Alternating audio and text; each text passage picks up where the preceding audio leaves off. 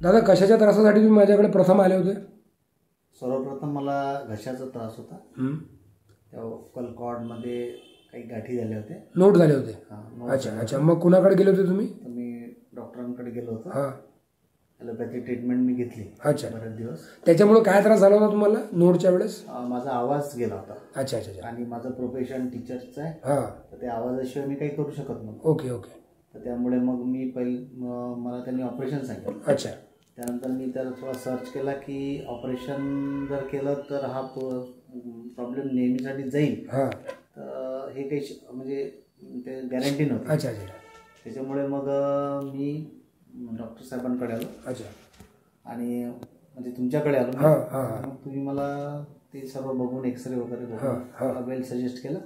आणि होमिओपॅथी या सर्व औषधीमुळे माझा हा प्रॉब्लेम कायमचा सॉल्व्ह झाला. तो किती दिवसांमध्ये सॉल्व्ह झाला होता मग?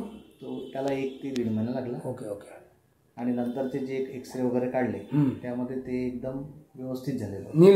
नील झालं होतं. मग तो त्रास त्याच्यानंतर तुम्हाला आवाजाचा त्रास कधी झाला नाही? त्याच्यानंतर मला आवाजाचा त्रास नाही झाला. ओके.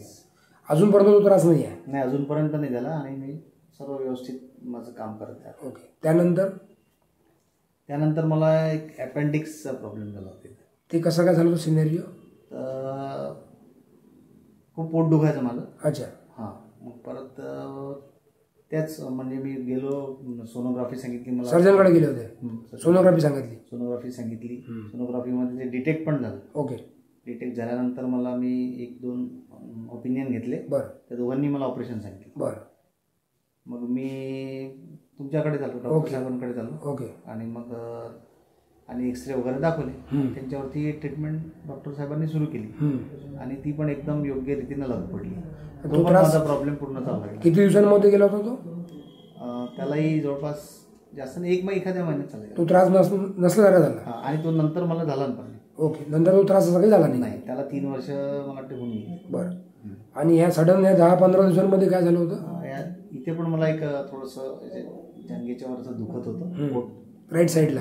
राईट साईडला. अच्छा. तर म्हणजे ड्रायव्हिंग करताना, म्हणजे तू उतरताना, चढताना, दिवसभर चालताना ती कुठली नस वगैरे काय जे आहे ते मग तुम्हीच ते डिटेक्ट केलं बरोबर. ते लक्षात आलं तो प्रॉब्लेम म्हणजे नस पकडल्यासारखा बरोबर.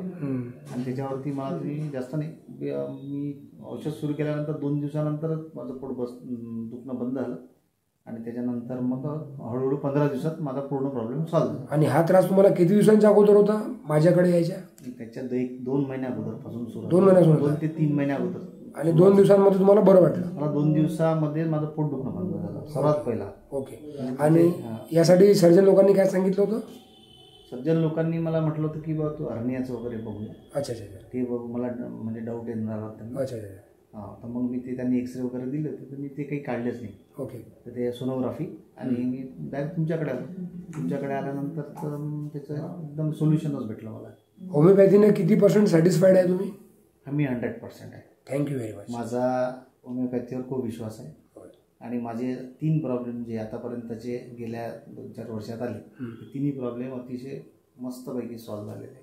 त्याच्यामुळे माझा आता तर 100% विश्वास आहे. Thank you very much.